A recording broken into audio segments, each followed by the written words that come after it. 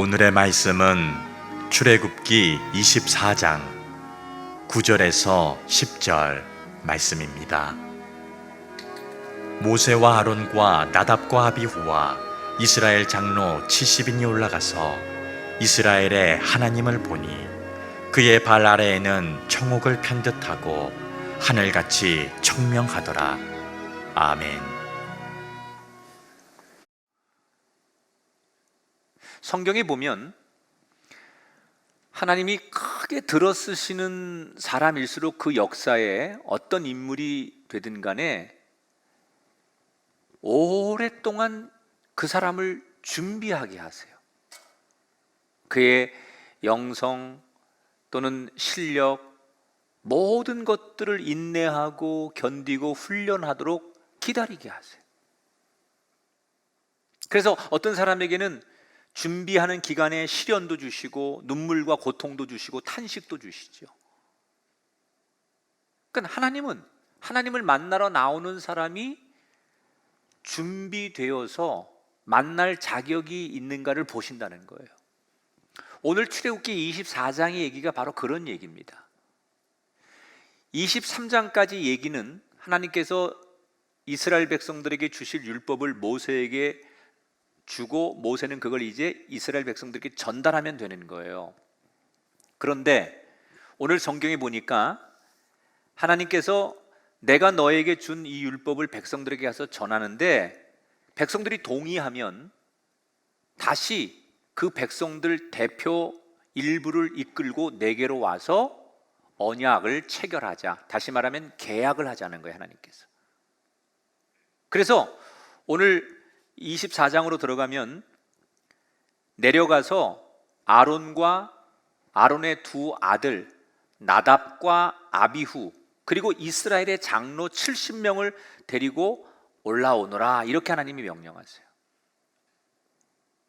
자, 많고 많은 사람들 중에 하나님께서 콕 집어서 계약을 하기 위해서 이스라엘의 70명의 장로들 그리고 아론과 두 아들을 데리고 와라, 이렇게 말씀하셨어요.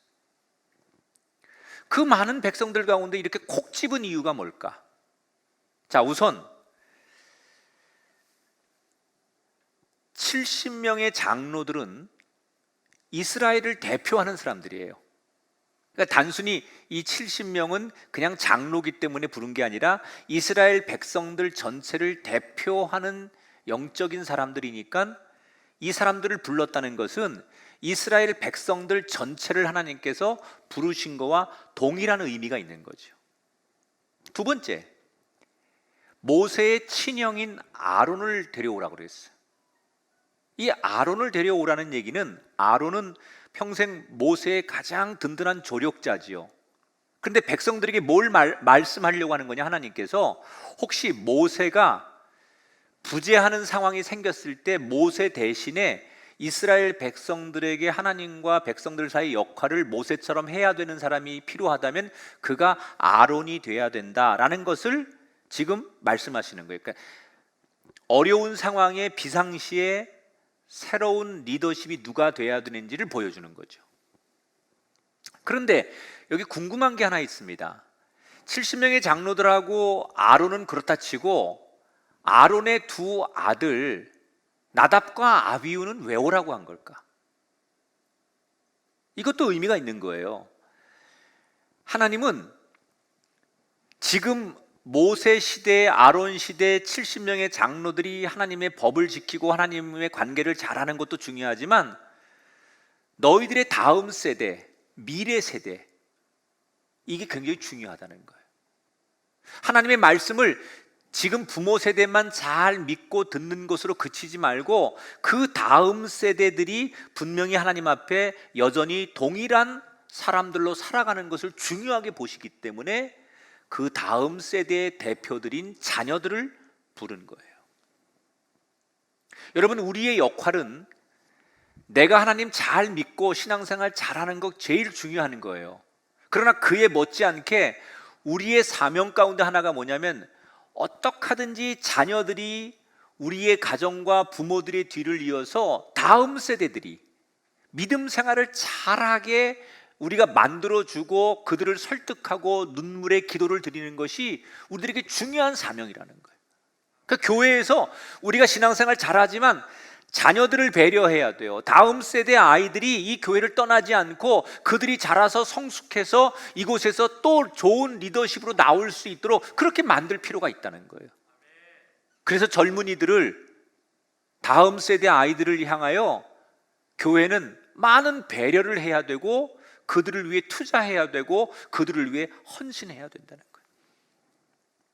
제가 오늘 이 말씀을 접하면서 우리 성도들에게 이렇게 축복하고 싶어요. 하나님께서 다음 세대, 그 미래 세대를 너무 중요하게 여기셔서 여기 그 나답과 아비후, 아론의 두 아들을 하나님께서 콕 집어 지명하신 것처럼 저는 여러분의 자녀들이 하나님 앞에 주목받는 자녀가 되기를 축복합니다. 여러분의 자녀들이 어디 가서 누구를 만나고 무슨 일을 하든 간에 여전히 하나님이 그 여러분의 자녀들에 대해서 관심이 있고 여러분의 자녀들을 늘 주목하시고 여러분의 자녀들을 향하여 기대하실 수 있는 그런 자녀가 되기를 주님의 이름으로 축원합니다. 모세는 하나님의 명령을 듣고 산에서 내려오죠. 그리고 그동안 들었던 율법을 잘 기억했다가 정리해서 조목조목 백성들에게 하나님이 주신 율법을 설명하기 시작해요.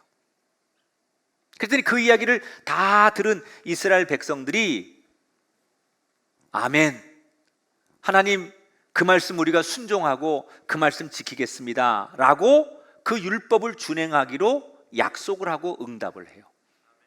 그런데 이 장면에서 이스라엘 백성들이 하나님의 강요에 의해서 하나님이 무서워서 그 법을 지키겠다고 하는 게 아니에요. 지금 사실은 제가 출애굽기를 여러분에게 쭉 설명하면서 모세가 하나님 앞에 율법을 받고 있는 장면 속에 모세가 들으면서도 이건 우리 현실하고 맞지 않는데, 이건 받아들이기가 좀 어려운데, 이거는 백성들에게 설명하면 백성들이 이해 못할 건데, 이런 게 있었어요. 모세에게.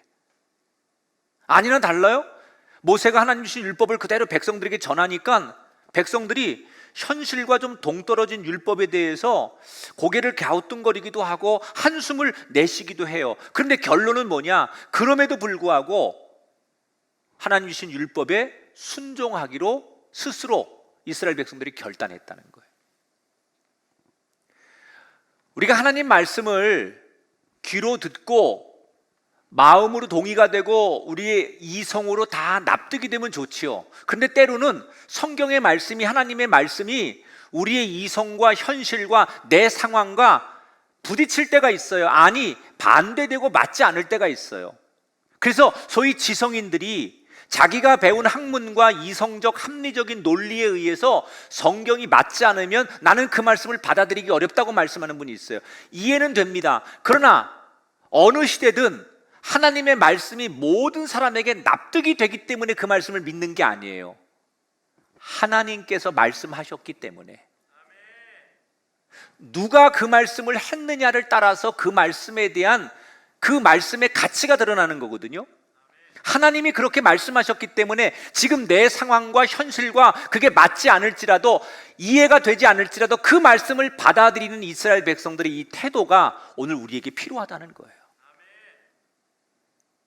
왜 하나님이 강요하시고 이 말씀 너희들이 지키지 않으면 이렇게 된다라고 그들을 여러분 아주 힘들게 그렇게 무섭게 다루지 않으셨을까요? 니들이 선택해라. 내가 이런 법을 만들었는데 니들이 이 법을 지킬 건지 안 지킬 건지 니들이 선택해라. 아직 계약하기 전이니까 하나님께서 그들에게 권한을 주시는 거예요. 근데 이스라엘 백성들이 이걸 자발적으로 우리가 그 말씀을 지키겠습니다, 그 말씀대로 살겠습니다 라고 선택했다는 거예요. 여러분, 하나님의 나라는 본질적으로 강압하고 억압하는 곳이 아니에요. 하나님의 나라는 힘으로 다스리는 곳이 아니에요. 하나님의 나라의 속성은 섬김으로, 겸손으로 다스리는 곳이에요.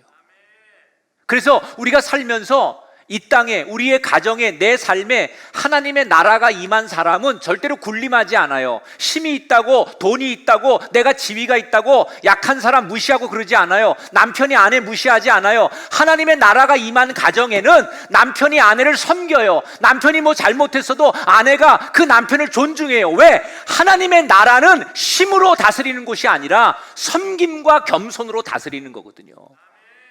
예수님께서 예루살렘에 입성하실 때 나귀 타고 입성하셨지요. 정복자가 되어서 승리자의 표본은 말을 타고 가시지 않았어요. 가장 어린 나귀를 타고 겸손하게 예루살렘에 입성하셨어요. 그게 하나님의 나라가 그곳에 임했을 때 나타나는 현상이에요. 여러분, 우리가 살아가는 이 세상에, 우리가 섬기는 교회에, 여러분의 가정과 인생에 하나님의 나라가 임하셔서 여러분이 살아가는 걸음걸음마다 섬김과 겸손이 있게 되기를 주님의 이름으로 축원합니다. 백성들이 우리가 그 약속 지키겠습니다. 그러니까 이제 그러면 백성들 대표를 이끌고 하나님 앞에 나가서 계약을 체결하면 되는 거예요. 그런데 이 계약을 체결하기 전에 오늘 성경에 보면 모세가 백성들을 해산시킨 다음에 자기 장막으로 들어가서 백성들에게 설명한 율법을 밤새도록 두루마리에 적습니다. 그리고 아침이 되자 젊은 청년들을 부르더니 마당에다가 12개의 기둥을 세우게 해요. 이 기둥은 이스라엘이 12지파로 형성되어 있기 때문에 12지파를 상징하는 거예요. 그리고는 소 한 마리를 잡아서 하나님 앞에 번제와 화목제를 드리게 합니다. 그리고 나서 희생 제물이 된 그 소의 피를 2개로 나누어요. 반반씩. 그리고 절반을 그 12개의 기둥으로 세워진 제단에다가 그 소의 피를 뿌립니다. 그리고 나서 뭘 하느냐, 모세가 자기가 밤새도록 기록한 두루마리에 기록된 율법을 백성들을 모아놓고 다시 한번 읽어주는 거예요.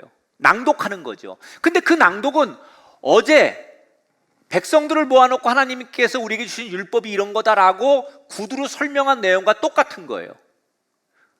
그걸 기록해서 다시 한번 두루마리에 있는 내용을 백성들 앞에 읽어줍니다. 그러면서 뭐라고 물어보느냐, 마지막에 다 끝난 다음에 너희들 들은 대로 이 율법을 잘 준행할 것이냐 이렇게 물어요. 그러니까 백성들이 어저께 들었던 얘기잖아요. 아멘, 우리가 어저께 아멘한 대로 그렇습니다, 우리가 순종하겠습니다, 그 율법을 지키겠습니다, 그렇게 대답을 해요. 이때 반 남아있는 그 피를 백성들에게 뿌리면서 모세가 뭐라고 말을 하느냐, 언약의 피니라 그래요. 여러분, 많이 듣던 얘기 아닙니까? 예수님께서 만찬 후에 십자가를 지시기 전에 제자들을 모아놓고 포도주를 나눠주시면서 이것을 마실 때마다 나를 기억하고 기념하라, 이것은 너희를 위한 내 언약의 피니라 그러셨어요. 이건 뭐예요? 그냥 말로만 맹세하는 게 아니라 피로 약속하는 거예요. 고대 중동 사람들은 중요한 계약, 중요한 약속을 할 때 피를 나눠서 하거든요. 그런 전통적인 것도 있는 거지만 지금 모세가 이스라엘 백성들에게 그냥 어제 말로만 그렇게 하는 것이 아니라 공식적으로 똑같은 걸 2번 물었을 때는 다른 의도가 있는 거예요. 여러분, 사람이 개인적인 생각들이 평상시에 다 있지만 이것이 형식을 갖추어서 공식적인 질문에 대답을 하게 함으로써 효력을 발휘하게 해요. 각각의 삶들이 있어요. 여러분들이 다 평상시에 난 하나님을 믿습니다, 예수 그리스도가 나의 구원자십니다, 이걸 다 여러분들이 신앙적으로 가지고 있어요. 근데 이거를 여러분들의 믿음을 다 인정하지만 이걸 공개적으로 형식을 갖춰서 다시 질문할 때가 있어요. 그게 언제예요? 예를 들어 세례 받을 때, 결혼식 할 때, 또는 무슨 뭐 선교사를 파송하거나 목사 안수식 할 때 형식을 갖춘 자리에서 공개적으로 질문하는 거예요. 개인이 이미 하나님 앞에 헌신하고 개인이 이미 선교사가 되고 목사가 되고 하나님 위해 살겠다는 걸 다 알고 있지만 모든 사람들 앞에 형식을 갖춘 공개적인 자리에서 함으로써 효력이 나타나도록 만드는 거죠. 지금 모세는 다시 한번 공식적인 절차를 밟는 거예요. 하나님 앞에 희생 제사를 드리게 함으로 그곳에서 하나님 앞에 제사를 드리면서 순종하겠습니다, 하나님만 바라보겠습니다 라고 결단하게 만드는 거예요. 자, 이런 의식을 치룬 다음에 모세는 하나님이 명령하신 대로 아론과 두 아들 70명의 장로들을 데리고 드디어 하나님을 만나러 산 위로 올라가는 거예요. 장로들이 두렵기도 하고 신비롭기도 한 거예요. 모세를 따라서 하나님을 만나러 올라가는데 얼마나 가슴이 뛰는지. 산 중턱쯤 가니까 빽빽한 구름이 산을 휘감고 있는데 막 위에서부터 천둥 번개가 쏟아지는데 이 장로들이 너무너무 놀라는 거예요. 그러나 앞서가는 모세는 태연하게 장로들을 이끌고 하나님을 만나러 계속 산 위로 올라갑니다. 그러다가 얼마 만의 시간이 지났을 때 이 일행들이 평생 잊을 수 없는 너무나 충격적인 장면 하나를 맞이하게 돼요. 이게 10절에 나오는 말씀이에요. 이스라엘의 하나님을 보니 그의 발 아래에는 청옥을 편듯하고 하늘같이 청명하더라. 자, 여러분, 이 사람들이 한참 올라가다 보니 앞에 너무너무 신비로운 분이 누가 서 있는데 보니까 그게 하나님인 거예요. 근데 그 하나님을 감싸고 있는 주변의 그 환경이 어때요? 오늘 성경에 나온 대로 마치 사파이어를 깔아놓은 것처럼 말로 표현할 수 없는 너무 신비롭고 압도적인 그런 광경들이 하나님을 중심으로 신비롭게 놓여 있는 거예요. 근데 사실 이 본문에서 참 우리가 어려운 단어 하나를 마주해야 돼요. 이게 뭐냐? 하나님을 보니라는 단어예요. 지금까지 우리가 구약에서 아는 우리의 진리는 누구든지 하나님을 만나면 죽습니다. 그런데 오늘 성경에 이들이 하나님을 만났어요. 근데 결과는 안 죽습니다. 하나님 앞에 환영을 받고 하나님과 함께 즐거운 잔치에 참여를 합니다. 그러면 지금까지 누구든지 그가 누구든 간에 하나님을 만나면 죽는 거로 돼 있는데 이들이 지금 하나님을 봤다고 그랬는데 안 죽었다는 얘기는 뭘 말하는 거냐?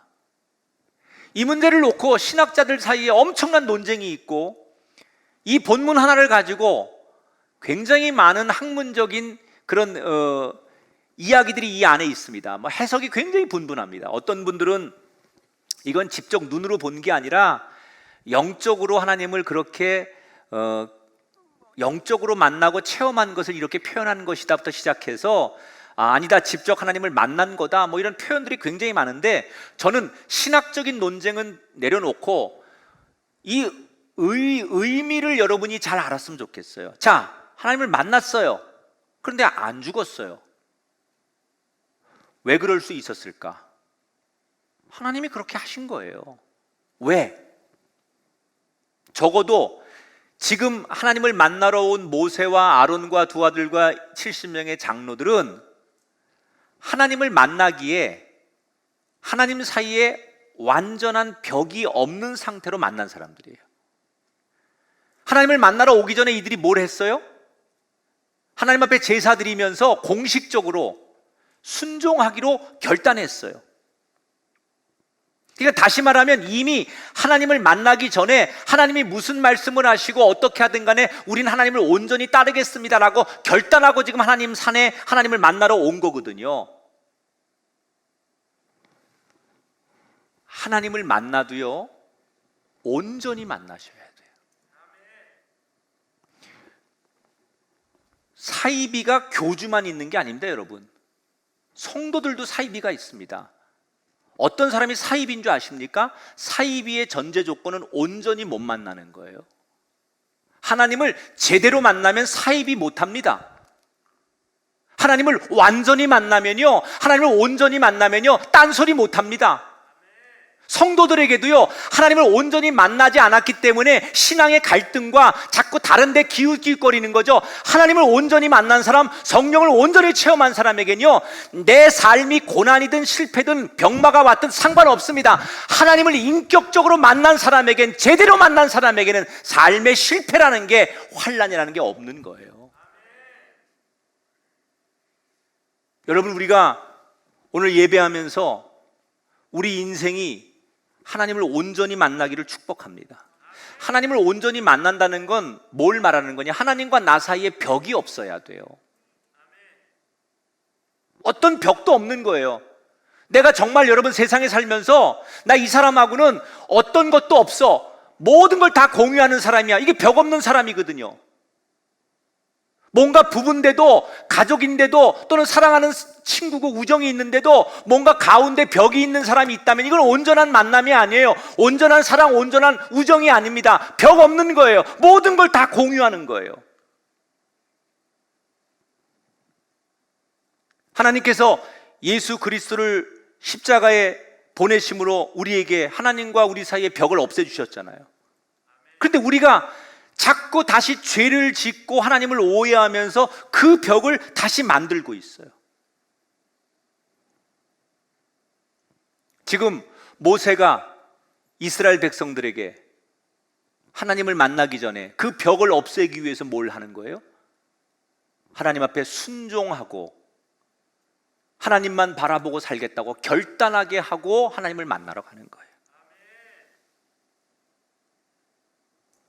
오늘 여러분 이 예배에 오신 분 가운데 정말 하나님 앞에 내가 순종하는 마음으로 나와서 예배를 드리고 그런 마음으로 나와서 결단하지 않고 앉아 있다면 정말 죄송하지만 여러분 시간 낭비하시는 거예요. 진짜 우리가 하나님 앞에 나와서 1시간 예배할 때 이 예배는 온전히 하나님을 만나야 돼요.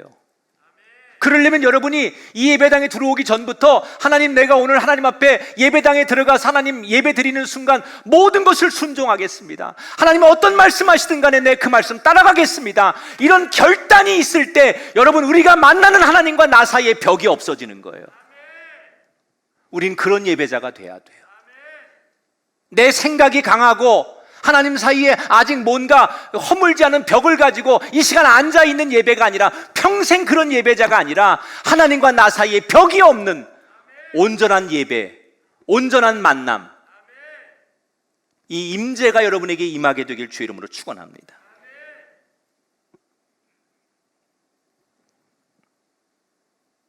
(70명의) 장로들과 아론과 두 아들은 평생 잊지 못할, 누구도 경험하지 못한 하나님을 직접 만나서 하나님과 함께 거하는 정말 환상과 같은 시간을 보내게 돼요.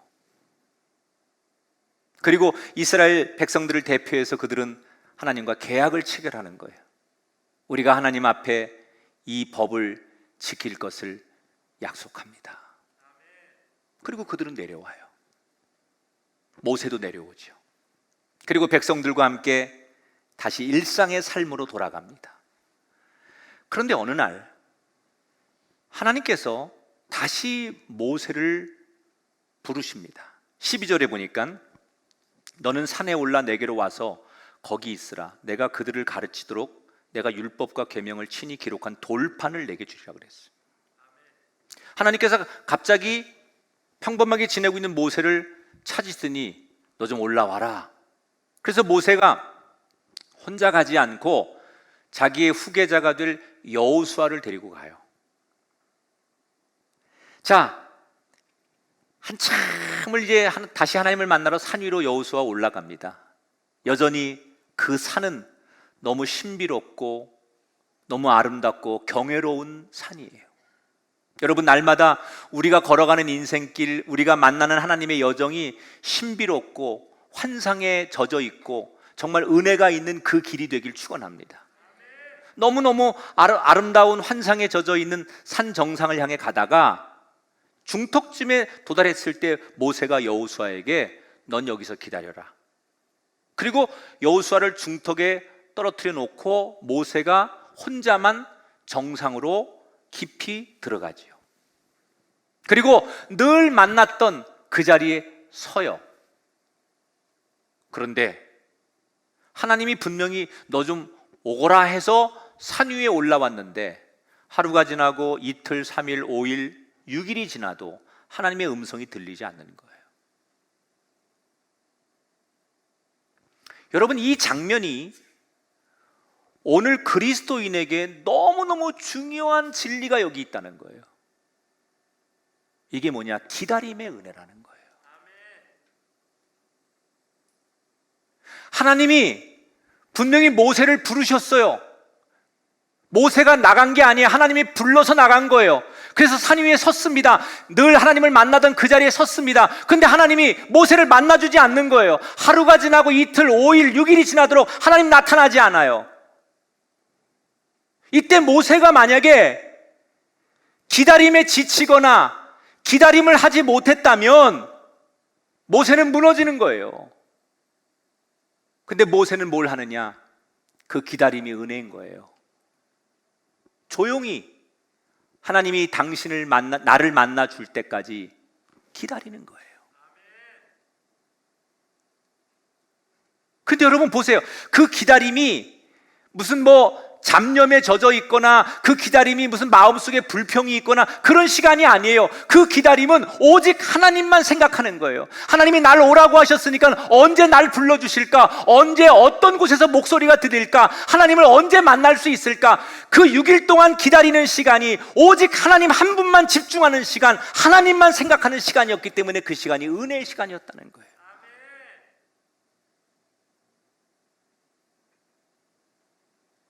하나님은 어떤 가정과 삶을 축복하시기 전에 반드시 기다리게 하세요. 초대교회가 성령을 받는데 열흘을 기다립니다. 그곳에 머물면서 기다림의 은혜를 경험한 사람들이 성령 받는 주인공이 되는 거예요.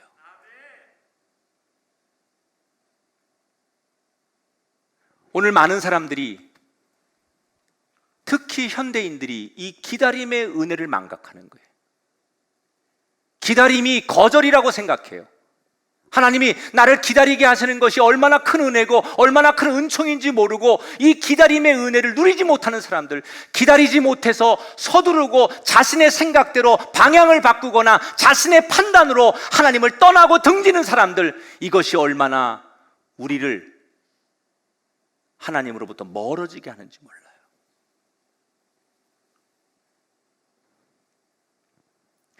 모세가 6일을 기다리다가 7째 날 하나님을 만나는 것처럼 지금 산 중턱에 있는 여호수아도 한없이 기다리는 거 아닙니까? 하나님을 만나러 올라갔던 모세가 이때나 저때나 내려올지, 언제 내려올지 모르지만 기다리는 거예요. 그것을 떠나지 않는 거예요. 그것이 은혜라는 거예요. 저 산 밑에 있는 백성들이 이제 모세가 하나님을 만나고 나서 이 다음 장에 가보면 40일 동안 하나님과 함께 있어요.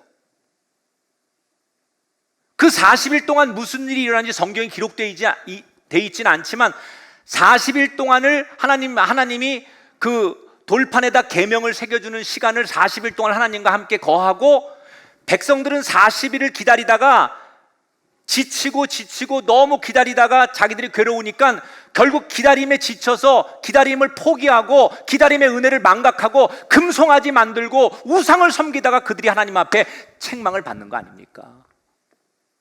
오늘 우리의 삶에 어쩌면 하나님이 여러분 가정의 인생에 기다림의 은혜를 주는 시간이에요. 여러분, 왜 여러분에게 경제적인 어려움 또는 여러분 가정에 어떤 질병의 어려움 또는 하나님께서 여러분에게 이런저런 억울한 일들을 주시면서 그걸 기다리게 하시는 줄 아십니까? 여러분 더 깎고 낮아지고 겸손하고 하나님만 바라보고 하나님만 집중하기 위해서 여러분에게 기다림의 은혜를 주시는 거라면 그 시간이 여러분에게 은혜가 돼야지 그게 고통이 되거나 저주가 되면 안 된다는 거예요. 분명히 많은 성도들에게 지금 하나님은 기다림의 은혜를 주고 계신데,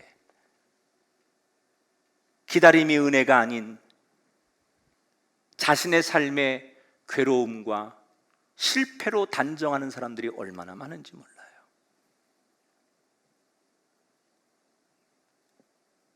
이 기다림의 은혜를 누릴 줄 알았기 때문에 7일째가 되는 날, 저 구름 너머 하나님의 음성이 들려옵니다. 모세야, 내게로 더 가까이 나오거라.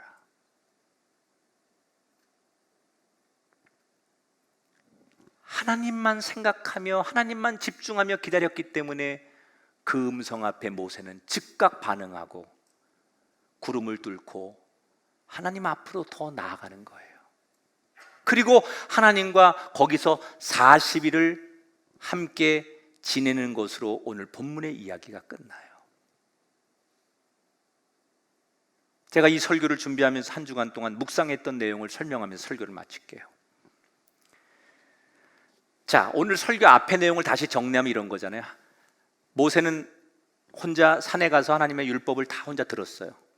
그리고 내려와서 구두로 백성들에게 그걸 설명했어요. 그리고 그 다음날 두루마리에 기록한 걸 또 읽어주면서 같은 율법을 또 설명해서 그들이 대답하게 했어요. 2번이나 율법을 이스라엘 백성들이 들은 거예요.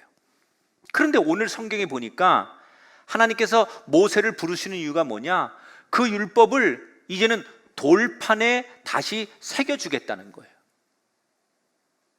이미 모세는 말로만이 아니라 두루마리에 그 율법을 다 기록해가지고 그걸 자기 장막에 보관하고 있어요. 근데 하나님께서 다시 모세를 부르셔서 하나님이 주셨던 율법을 이제는 돌판에 새겨줄 테니까 이걸 가지고 가라는 거예요. 왜 하나님은 이미 하신 말씀을 그때 다시 돌판에 새겨주겠다고 하신 걸까? 이거 하나님의 분명한 메시지가 있는 거예요. 절대 잊으면 안 된다, 그 말이에요. 당시 중동에서는 일반적인 문서는 토판에 기록을 합니다. 하지만 국가관이라든지 왕이 자신의 업적이나 후대에 남겨야 될 중요한 메시지는 반드시 돌판에 기록합니다. 왜 그러냐? 이유는 하나예요. 돌판에 기록하면 정말 오래 가거든요. 이거 반영구적이에요. 돌에다가 글씨를 새기는 건 어렵지만 일단 새겨지고 나면 최소한 이건 반영구적으로 가는 거거든요. 그래서 왕들이 자신의 업적이나 후대에게 남길 메시지가 있으면 반드시 돌판에 새기고요, 중요한 사람의 죽음 뒤에는 비문을 세우잖아요. 오늘 본문도 마찬가지예요. 하나님께서 당신이 주신 율법을 이스라엘 백성들이 다 듣고 그걸 다 알고 있어요. 그걸 두루마리에 기록한 것도 알고 있어요. 그런데 다시 돌판에 새겨주시겠다는 의도가 뭐냐? 이건 너희들만 기억해서는 안 되고 너희들의 후손, 그 후손, 너희들의 믿음의 자손들까지도 이 말씀은 절대로 잊으면 안 된다는 거예요. 너희들만 듣고 없어지면 안 되는 말씀. 왜? 이게 진리이기 때문에, 이게 하나님의 말씀이기 때문에 없어지면 안 되는 말씀이라는 거예요. 오늘 하나님께서 우리에게 이 말씀을 이렇게 주시는 거예요. 오늘 예배하는 여러분에게, 오늘 지금 전국과 전 세계에서 유튜브로 예배하는 모든 분들에게 하나님이 무슨 말씀 주시는 줄 알아요? 오늘 하나님이 주시는 말씀을 우리 마음판에 새기라는 거예요. 하나님의 말씀은 귀로 듣는 게 아니에요. 마음에 새기는 거예요. 진짜 은혜 받는 사람은, 하나님의 음성을 갖는 사람은 자기 마음판에 하나님 말씀을 새기는 거지요. 귀로만 듣고 머리로 기억하는 것이 말씀을 듣는 게 아니에요. 내 마음이 돌같이 완악하고 어떤 말씀이 와도 돌같이 튕겨나가는 그런 돌짝박 같은 마음이라면 여러분 노력하십시오. 가능성이 있는 거예요. 그 완악한 마음에 하나님 말씀이 새겨지는 그 순간 진짜 그 사람은 하나님의 사람이 되는 거예요.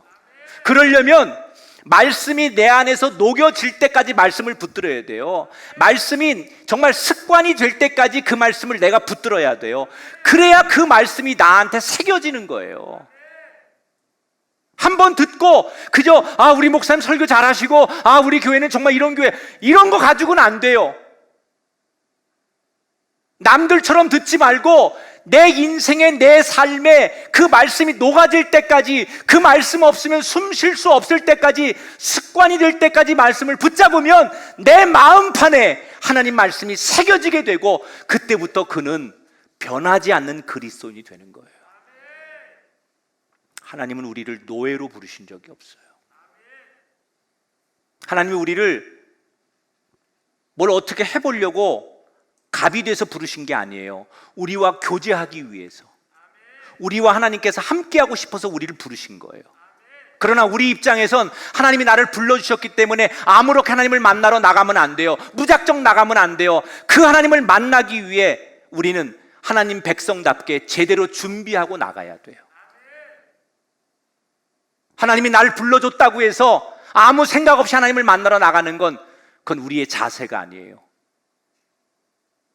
하나님 백성답게 하나님을 만나기에 부족함이 없도록 준비하고 나가셔야 돼요. 그 준비가 뭐냐? 주님 말씀하십시오.